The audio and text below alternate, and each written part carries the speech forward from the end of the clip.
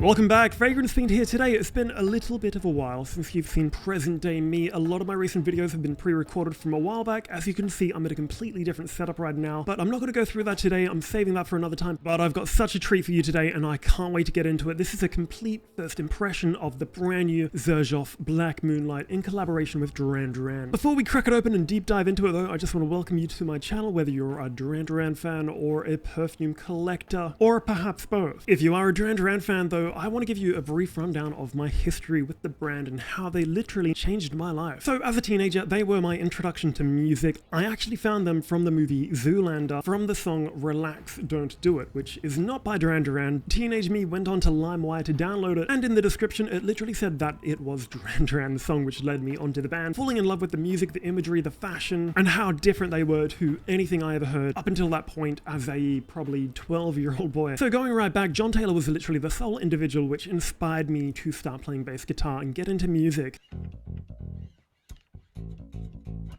And in case you didn't know, I do compose a lot of music of this channel, the intro for example. I even bought and performed in a light blue suit, as you can see in the Rio video as well. And thanks to Nick Rhodes, that also sparked my addiction to buying synthesizers, iterations of the Jupiter Ray, which is known to be the sound of the band. And in 2012, I was lucky enough to get VIP tickets to see the band. I was third row from the center, down the runway where Simon Le Bon would walk straight past me, and as a kid I leapt out and just grabbed his shoulder. Then at the end of the show, Roger Taylor came up to the end of the stage and threw his drumstick at me. Well, to me, respectfully. Without revealing too many details of my personal life, they pretty much led me to become in the profession that I'm currently in. No, it's not anything to do with this channel, obviously. The craziest thing to me about all this is literally 13 years later to the exact day of seeing them live, Black Moonlight gets released, and I literally bought it at the same time that they would have been going on stage, which I didn't realize until I was actually scripting this video. I know you're all eager for me to crack this one open, but because it's such a sentimental and huge fragrance for me, I'm going to go into the description, then the no breakdown, and then we're going to finally crack it open because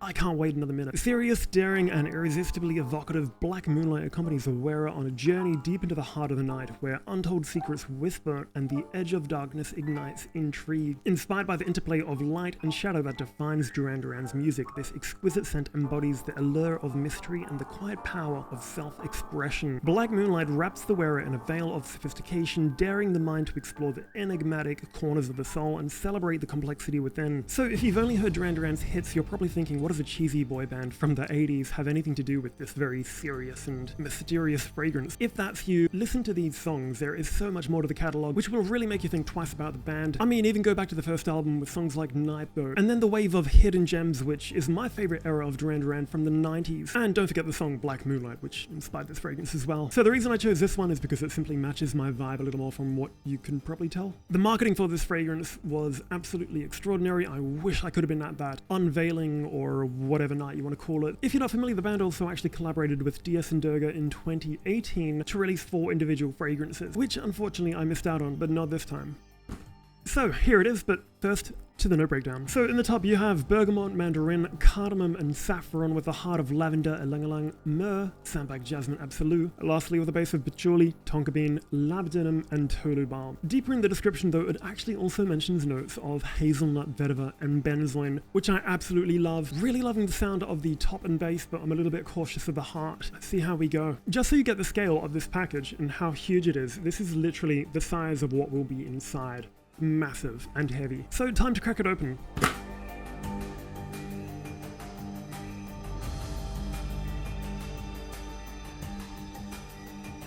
Here we are. There's actually no other brand that puts this much attention to detail when it comes to their packaging. So as per usual, Xerjoff always gives you the option to choose 4 samples from their catalog. So the samples I ordered are Commandante, Dama Bianca, Empyrean. We don't actually have this collection in Australia, so I can't wait to get my nose on the rest of them. And Louis XV. Almost forgot, obviously it came with a little Duran Duran sample box as well, so you can smell both of them before you want to commit to potentially buying the other bottle, which is pretty much where I'm at right now. If I like Neo Rio, might get it. Ooh, comes with a little wristband. That's so cool. So, Black Moonlight and Neo Rio. I think it's only appropriate I replace my Philip line with this. Perfect. Now finally the moment we've all been waiting for.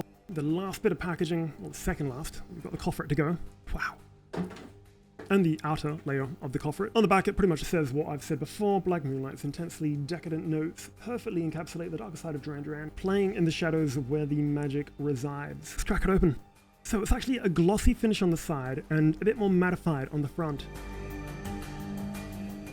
It literally looks like the inside of a coffin. This is a completely new material for the brand as well. So it's pitch black but a transparent bottle, so you can see how much juice is in there. Awesome little Duran logo on the back as well. The attention to detail is phenomenal. If you want to know my badge code, it's 05025N. Also has a little sticker on it which says tap to connect. Here we go.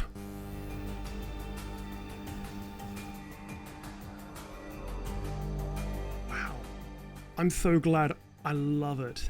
This is quite possibly, I'm not saying it's just because I'm a Duran Duran fan, but one of the best openings from a Xerjoff I've ever smelt. I think I need to buy another one. If you've watched the channel before, I don't think you've probably ever seen me this excited or this emotive after smelling a fragrance. I'm in absolute disbelief. I was a little scared.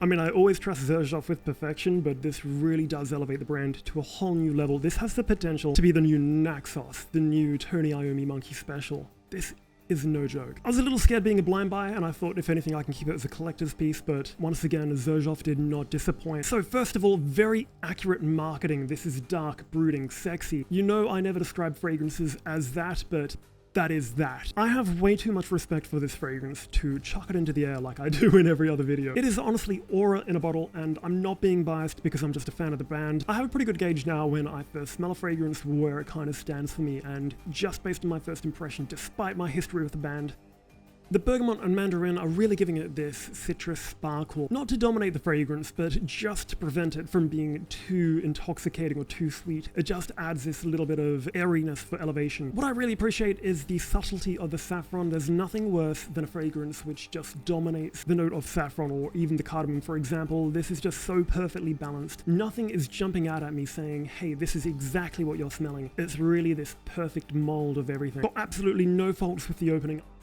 So it's beginning to creep into the heart now, and thankfully it's not being sabotaged by those florals. I appreciate floral scents, especially on other people. I don't often wear them too much myself unless other notes are kind of dominating it, because they tend to go a tiny bit sour on my skin, and I'm not massively fond of wearing them myself. If anything, the myrrh is definitely the most prominent elements of the heart, which I'm picking out so far, and the florals just feel like a tiny bit of an additional bedding to the mix, just to be able to blend it all together and give it its more delicate side. The description from earlier also mentioned notes of vetiver, hazelnut, and benzoin, which I'm absolutely picking up on. I don't know why they didn't particularly put that in the actual note breakdown, but the benzoin is beautiful. I couldn't think of a more perfect note to blend with the myrrh and labdanum as the perfect trio. To be honest, I kind of want to stop the video here because I kind of want to gatekeep the scent as my own. Despite the marketing, I don't think it's actually going to reach the same level of success potentially as some of the other ones because of that maybe pre-connotation of like being associated with Duran Duran. Maybe, I don't know, but I absolutely hope not. Once again, if you're a Xerjoff fan or a perfume aficionado, just ignore the Duran element and appreciate the fragrance for what it is. And I'm honestly not surprised it actually took Sergio Momo, the founder of Xerjoff and Duran Duran, 18 months to be able to create this fragrance.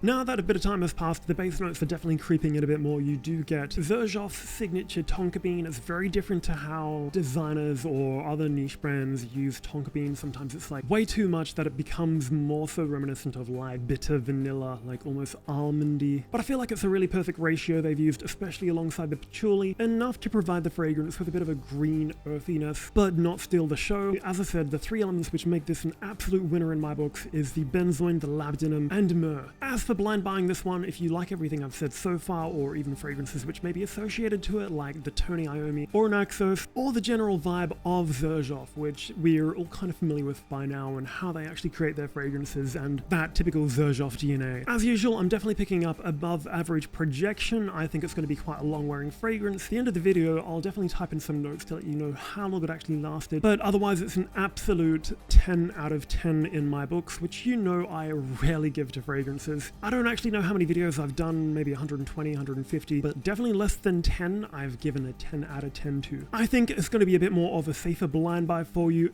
Trust me, it's a little bit more of an experimental fragrance. Not experimental enough to say that it's not mass appealing. I think everybody can find an appreciation in it, but it's definitely a very dark, moody fragrance. It's me in a bottle.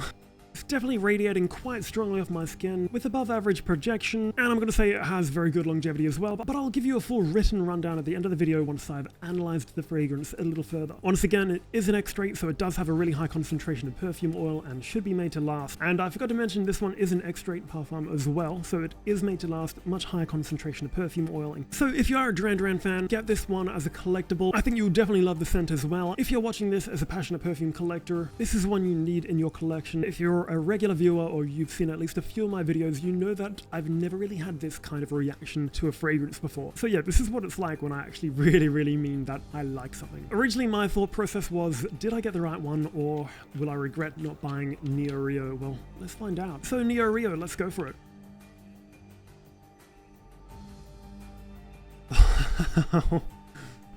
That is definitely not what I expected. So I'm going to end it there for today. Thank you so much for watching till the end. I'd appreciate it if you did like, subscribe, or even share my video. You're watching Fragrance Fiend. I'll see you next time.